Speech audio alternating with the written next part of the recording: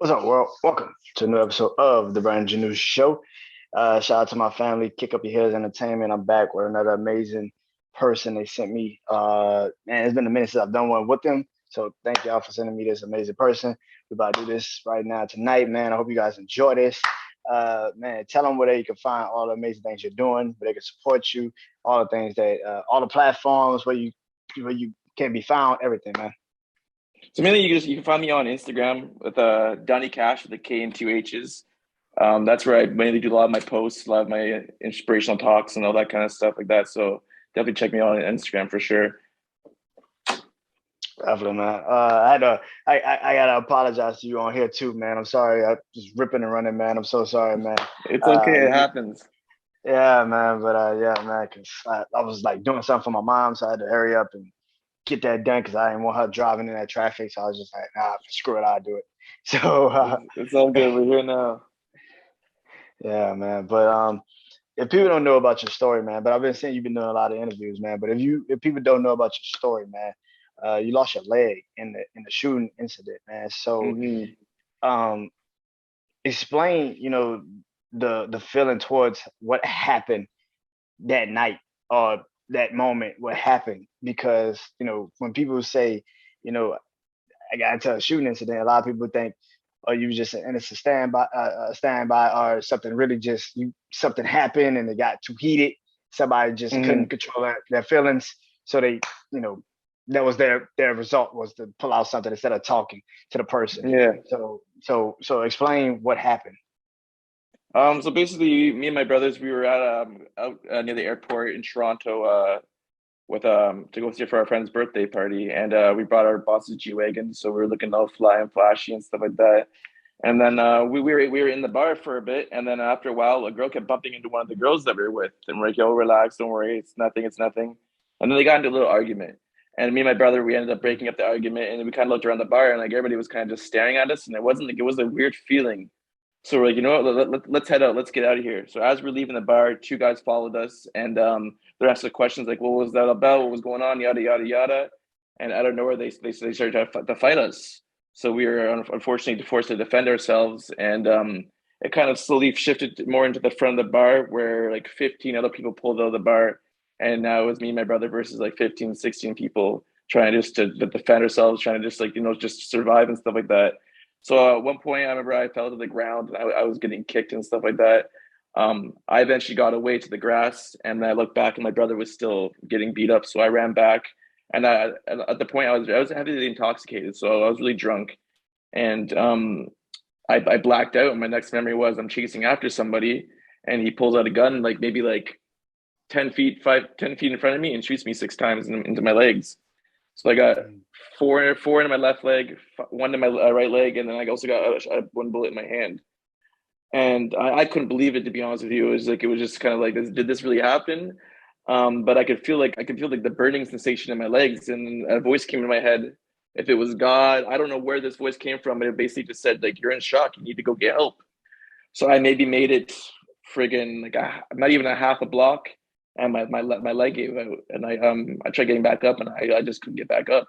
So I started to crawl, and then another voice came and was guiding me and just said, "Hey, like I don't know why you're crawling. You need to call 911 and get help."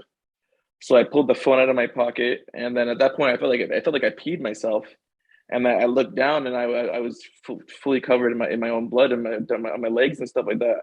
So I called 911, and they were asking me like where I was, and I didn't really know where I was because it was the first time I ever been there. So I had to go on the GPS and open up the GPS and like find out the intersection and stuff like that. And then thank God, a bystander was driving by, and she saw me, and she pulled the phone out of my hand, talked to them, and then she tied up my leg.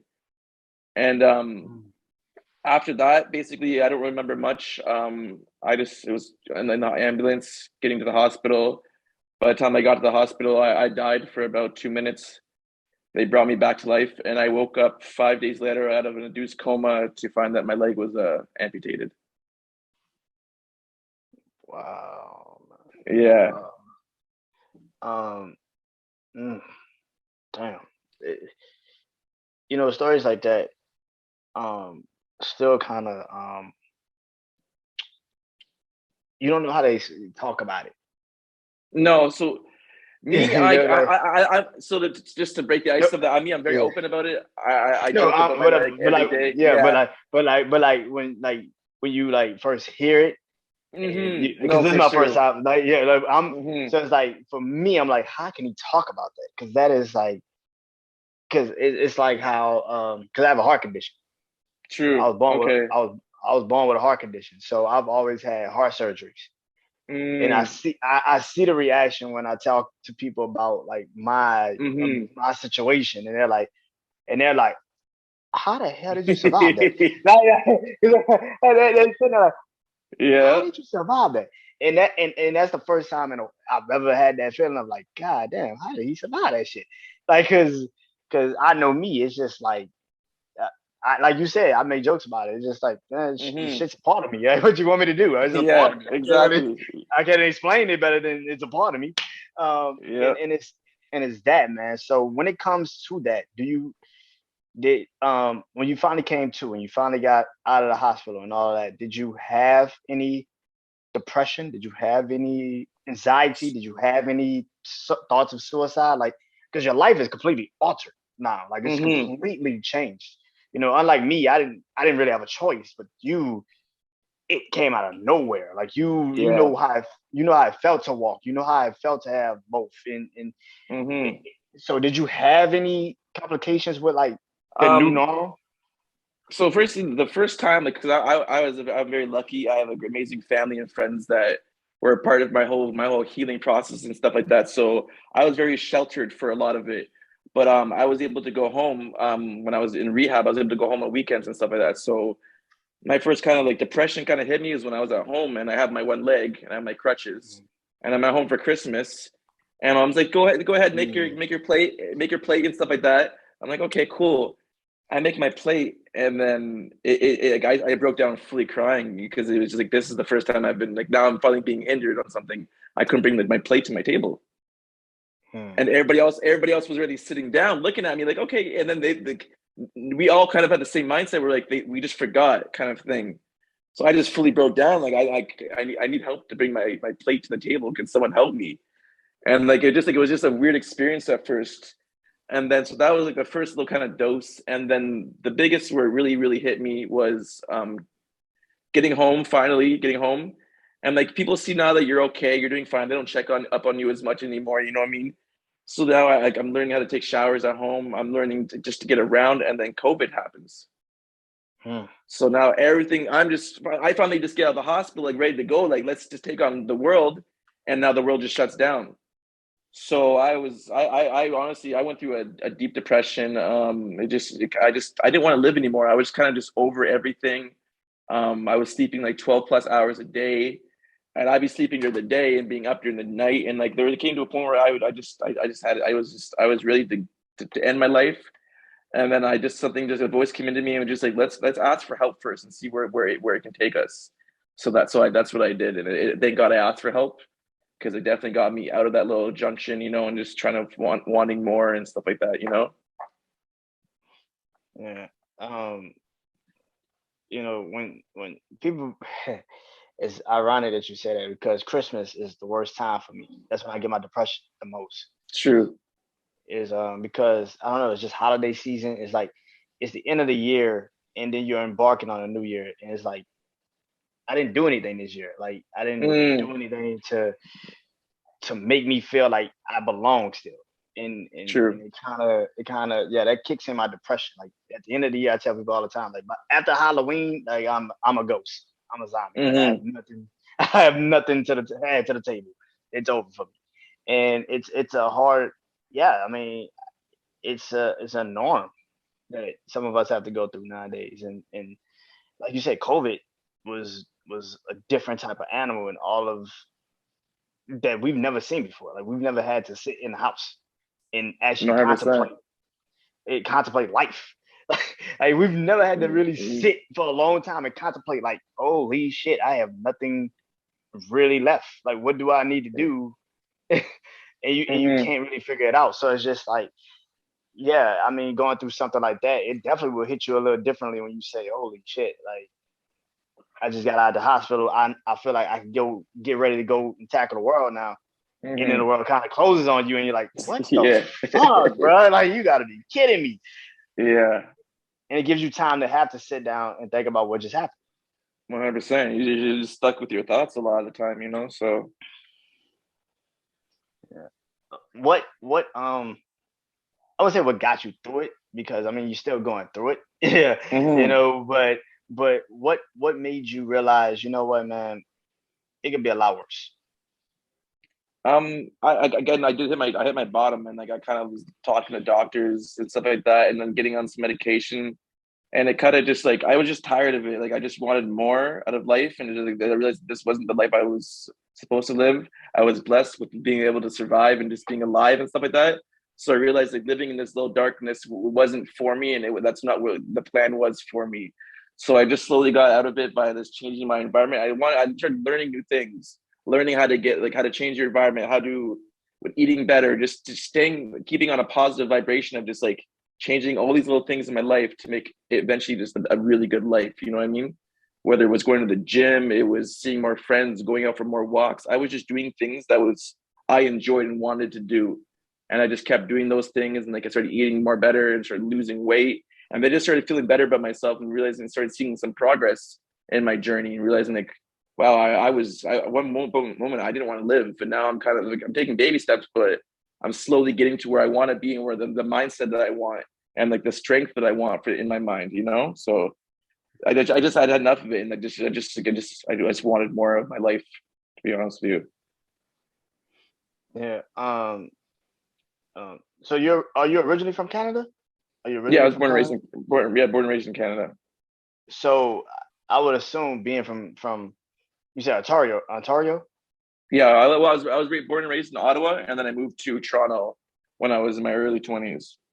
Yeah. But since you've been in Toronto, so you know exactly where you could go, where you could kind of get your mind cleared. You know the spots where you kind of go sit and just think Mm-hmm. for yourself and stuff. So did that help you? Because it's like, you know, I could go somewhere and be by myself and know, okay, this is my safe spot. I can just let my thoughts go. If I gotta cry, I could cry here. I could just, you know, go. Did that help you Mm-hmm. in a sense? It did because like I go for like drives and clear my mind and think of things that I wanted to do. And then when I was driving, I'd come up with all these cool ideas or business ideas that I wanted to do. And then I'd also like I also was doing a lot. I started getting into meditation and like listening to my mind and what my body's trying to tell me and stuff like that. So I got in a real peaceful part of my mind and just was able to get some clarity and just figure out where I wanted to go and get some light on where I wanted to go in my life and stuff like that. And what was really meant for me and my purpose. I've been trying to do meditation since I had got diagnosed with anxiety and stuff. I've been trying to Mm-hmm. do meditation for like a long time. I can't do it. I Sure. don't know why. I don't, I have no clue why I can't do meditation. I'm like, I don't know. I just can't physically do it. It's not easy. It's not easy at first. I usually do guided meditations, and like I've learned about a lot about meditation and like learning about the mind and how when you're doing something that you're not necessarily like used to, your body's always gonna like get up, get up, get up. It's gonna keep trying to distract you and trying to do what it wants to do. So it's learning to not listen to your brain and what it wants you to do, and just allowing thoughts to go through and just not really attaching yourself to those thoughts. And also when you listen to the guided meditations, I find it just there's a voice guiding you, so you're more focused on that voice versus just like the quietness and the stillness of just listening to some music or just standing in pure silence. You know what I mean? So I feel like guided meditations. If you, I actually created a YouTube playlist on YouTube. I can send it to you where it's all the guided meditations that I really liked and really enjoyed, and they're all different types of meditations, but they're all guided. But that's how I started, and that's how it really got me to stick with it. Yeah, man, send that to me because I've been trying to get more into that because I want to kind of like, I guess because I always hear people say meditation is kind of like you have to let your body calm down, Mm-hmm. but your mind's always gonna race. So one hundred you have percent. to let your body calm down. It's kind of like an out of body experience in a sense. Like you gotta In a like, sense, yeah, pretty much. That's a good way of explaining it. So saying it, yeah, for sure. so I've been trying to like get the right. I feel like I gotta have the right timing. I gotta have the right pillows. I feel like I gotta do a lot of things to do meditation, and it's just like nah, just sit in the bed and just think. It's just like Mm-hmm. just sit, just And I guess I meditate. I don't know, but everybody thinks they meditate because they just sit in the car real fast and be like, all right, I'm good. Yeah, yeah. I think everything's good. It's over already. No, you gotta like Hmm. really sit there and actually let your mind go. And what what what got you into thinking of being a motivational speaker? Because even though your tragedy is something that people need to hear, Hmm. some people could be like, I don't know how I can channel this and flip it and make it into something that could be inspirational for others. Because we all got our own ways of looking at inspiration and hearing inspiration and motivating us. Hmm. But what made you finally say, you know what, man, I could sit and let this be, I could just keep depression in my life. Or I could just go ahead and just talk about it. What made Yeah. you what made you get to that point? Actually, it kind of sparked it was when I first woke up out of the hospital. I woke up to like 200 plus messages on my phone of people like thanking me, like congratulating me for being alive, just sending their love and stuff like that. And a lot of the messages were like things I did for people and things like I inspired them to do that I didn't even realize I was doing. I just was just living my life and stuff like that. And then when I got out of the hospital, there was just I would just do little certain things like go for a walk or go to the gym, and I just started seeing like how it was easy for me to inspire people because not everybody sees an amputee doing all these type of things and like wanting to go chase this stuff. So I started like putting like the little puzzle pieces together, like, okay, maybe this could be something for me. And then I also just wanted to show people and guide them in a right way where if I went through all this trauma and I didn't get to my mindset to this positive, then I can definitely teach people how to do this too. And I can get them out of these dark places. So it just all those connections of little things just really got me, okay, this is my purpose and this is really what I should be doing. And I enjoy it so much too, because I just love to be changing people's lives and just making them a better person they were yesterday. You know what I mean? So that's what really pushed me to do it, and just seeing like this, like what I can do for people. And it was not necessarily easy, but it was something that I was passionate about doing and stuff like that. So it really pushed me to get into it for sure. Hmm, that's interesting because you're like, I was telling people motivational stuff. I didn't even know it. I was Mm-hmm. telling people motivational stuff, and I didn't even know it. And then it just so happened that something like this would happen to me, and it kind of made me lean more towards what was probably my path in the beginning. Yeah. It just, Yeah. it just maybe got a little detoured, but eventually Mm-hmm. probably gonna be my path regardless. So, do you feel like that was always gonna be the path, or do you feel like it's gonna probably be something different, but it was gonna probably transform into something like this? I don't know if it was necessarily always going to be the path, but it was always there. That was always my personality. That was always my energy and stuff like that. Back then, did I see it? No, not really, because people weren't necessarily getting a full benefit out of it. Where I just one person would talk, like listen to what I said, and like, oh, they got inspired, but people weren't telling me they were getting inspired by me. You know what I mean? Where now it's just like people are like, well, I saw you doing this, or I saw you at the gym, or like it's just amazing that you're even like keep going and stuff like that because it's something that people don't expect. People put themselves in my shoes, and they see themselves in a dark closet every single day. You know what I mean? So when they see people like me doing this, it just keeps going. So it definitely wasn't at first, but now I definitely slowly started pushing me to like start realizing it for sure. And then hey, maybe this whole incident was my push to do this. You know what I mean? Maybe it was the universe. That's what the universe wanted me. And they're like, hey, we got to give you a little kick in the butt. You may go through some hard times, but you're definitely gonna change some people's lives. So to me, that's definitely worth it. You know? Yeah, yeah, man. I exactly know what you're talking about. If anybody's ever heard my podcast, I talk about it all the time. Where I started doing podcasts because I was in depression and I was very suicidal at the time. So I just was like, you know what? I might as well start doing this podcast because if I don't say nothing now, who's gonna hear my story later? So it got to the Mm-hmm. point Mm-hmm. where it got to the point where I was just like, screw it, I'll just talk now. And it's going on almost 3 years doing this podcast. So it's just like, Amazing. yeah, you never know, man. You never know. And I say this all the time. It sucks that the darkest moments create the brightest light. Yeah. Yeah. I'm actually a very true believer in that for sure. 100%. It sucks. It's just like, damn, like, do I have to go through all this bullshit to get to where I need to go to? Like, it's Mm-hmm. like, can I just get the path right there? Like, does it have to always be a detour? Like, Yeah, but I feel like it builds character, though. I feel like it builds character. You know what I mean? Like, if I feel like if you were thrown into this and okay, this is what you're meant to do in life, you'd be like, if that's really for me. But after going through all that stuff, you kind of like, okay, maybe it is for me. You know, you kind of it just builds you up and it creates a new person out of you. Yeah. Getting to that point of did you ever feel like people will look at you different? You know, afterwards, did you ever feel like people looking at me different or they treat me different like that? Like I can't do it things on my own still. Like I can still do shit for myself, but did you have to get out that mindset of like, y'all gotta stop helping me. Let me do this shit on my own. Let me figure it out myself. So yeah, so the both parts. I thought that people would look at me different because at the beginning when I was going through all this, I thought that I was broken myself. Mm. So I thought people would look at me broken or think that I couldn't do opportunities or couldn't do certain things just because I was broken. But also another part of it is a lot of people were like, "Hey, I walk into a room and like, hey, do you want a chair?" I'm like, did I ask for a chair? Like, no, I. So a lot of people they're very like warming and trying to help me and try to do all these things for me. I just had to break out and be like, yo, guys, I don't need this. Like, if I need something, I'll ask for it. So just treat me as I always was and how you knew me before, because I'm not different. The only thing that's different is how the way I move. So now it comes to a point where like my friends don't treat me at all different. The things that happen, I'm like, guys, I have one leg, and they're like, shut up. We know you have one leg. Shut up. That's not an excuse. So like I've kind of pushed it to that. Where like I don't want like, don't look at me different. Don't treat me different. I may be walking a little different than you, but it's all that matters is up here, right? So and this hasn't changed. Well, it has. It's gotten more stronger than I was before, but that's all it really has changed. You know what I mean? Yeah. I mean, power of the mind is very serious. You gotta have Mm-hmm. power to, because if you don't have power of the mind, then nothing else will actually move. 100%. 100%. Um, like your family dynamic.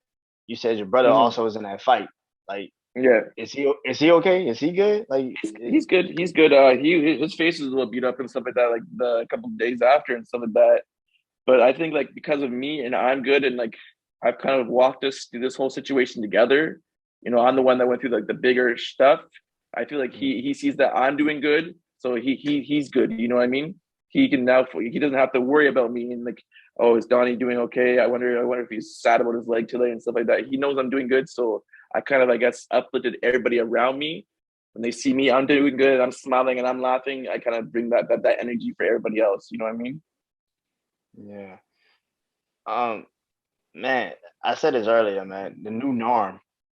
Does it feel like that?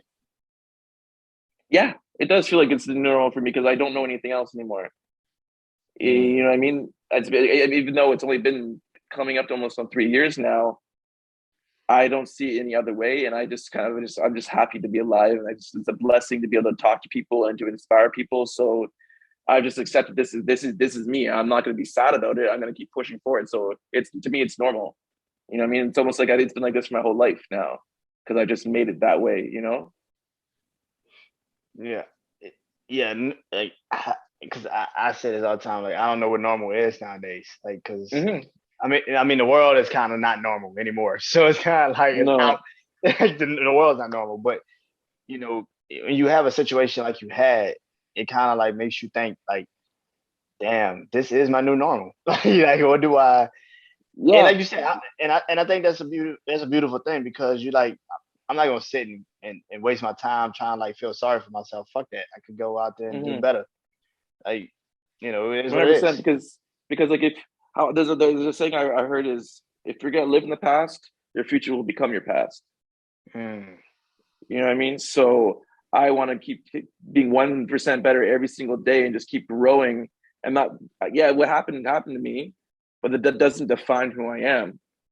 You know what I mean? That doesn't make me who I am. I can get over these things and I can heal myself mentally and physically. I can heal myself and just become a better person. So that's how I really look at it, you know?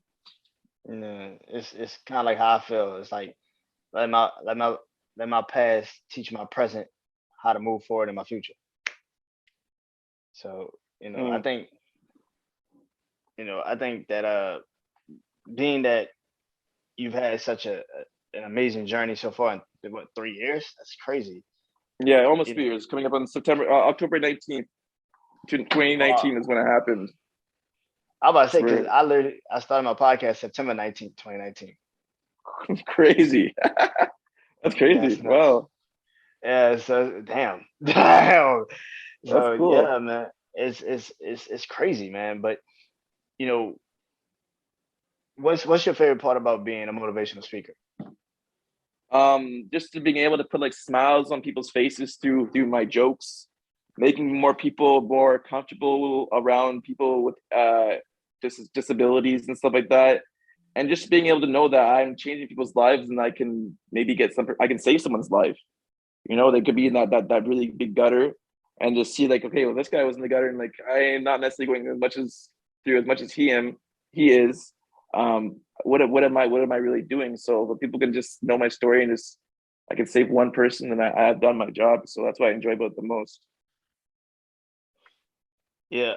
Uh, do you feel like speaking about your what you went through, do you feel like that's helped you even cope with it a little bit?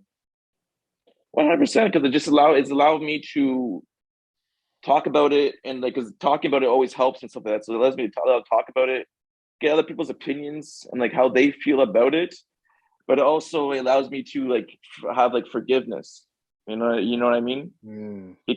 Because a lot of people they dwell in what's happened to them, and they oh, this person messed me up and this guy changed my life and it's his fault for doing all this to me. Whereas I've been able to let go of that whole situation, just forgive them for what they've done to me, and know that I am in a better light, and I am going better in my life, and I'm pushing forward, and I'm inspiring people. So yeah. So what does the future hold, man? Because I know it's hard to look at the future now, but it's like, what does the future hold? Because you here, man. You got Mm-hmm. something. So what does the future hold for you, man? Basically, is like right now, I want to write a couple books. Right now, I'm writing a book basically of my whole story, and then all the steps and all the things I did to get out of that. So like through meditation, through changing your environment, eating better, drinking the right amount of water, going to the gym, getting proper sleep, all these little things that I did to get me to where I was. So I'm definitely going to releasing a book. I definitely want to start doing like the life coaching for people, and like teaching them how to grow themselves and grow as a personality, and to like just overcome the things that they've had that's holding them back and stuff like that. So that's what I see myself doing for future and stuff like that, and just doing like what do you call it, like touring the world and being on the live stages like Tony Robinson, and telling my story and just inspiring thousands and thousands of people. You know what I mean? So that's what I see for myself for the future for sure. Man, you definitely gonna get there, man. You know what I mean? No, I You appreciate it. definitely gonna get there, man. Um, again, man, thank you, one for waiting for me. I'm sorry, man. Again, I'm No so sorry, worries. man. And man, thank you for sitting down doing this with me, man. I really appreciate it, man. Tell everybody where they can find you again on social media, all the platforms you're on, everything, man. So again, you can find me on Instagram, Donny Kashh, the K and two H's. You can message me, DM me any questions you guys have. I'm very open to anything. You know, if you have any questions about how an amputee works or how I walk, any of that, feel free to answer. I'll answer that. No questions. Sorry, I'm saying that wrong. I'll answer those questions with no problem. Um, and then I want to thank you again for having me on the show. I really appreciate letting me tell my story and just getting my message out there for sure. So I thank you so much for that. Nah, man, thank you for coming through, man. Telling the story, man. I really appreciate that, man. You gotta send me the meditation, too. I I'll gotta send it. I'll send it to you. I'll send it to you right now. yeah, but thank you, man. I really appreciate it, man. Thank you for coming Mm-hmm. through and telling the story, man. I really appreciate it. Thank you, man. No worries. All right, man. Have a good night, man. You too, brother. All right, man.